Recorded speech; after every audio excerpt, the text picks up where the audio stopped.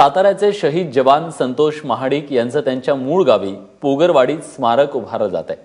पुण्याचे शिल्पकार अभिजित धोंडफळे यांनी साकारलेल्या संतोष महाडिक यांच्या अर्धाकृती पुतळ्याचं महाडिक यांच्या पत्नी स्वाती यांच्या हस्ते अनावरण करण्यात आलं।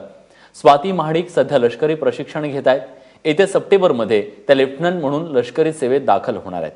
18 नोव्हेंबर 2015ला संतोष महाडिक कुपवाड्यात दहशतवाद्यांशी दोन हात करताना शहीद झाले।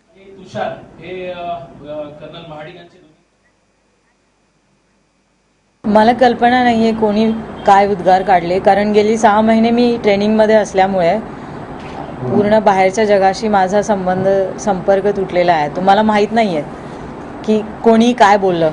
मी स्वतः पण असं मानते की लोक काय बोलतात यापेक्षा आपण काय विचार करतो दॅट इज मोर इम्पॉर्टंट।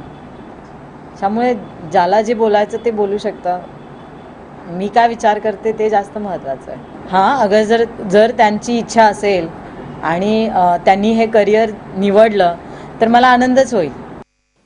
तेव्हा सैनिकांच्या पत्नींबद्दल जे अपमानास्पद वक्तव्य केलं होतं आमदार परिचारकांनी, त्याबद्दल त्यांची ही प्रतिक्रिया होती।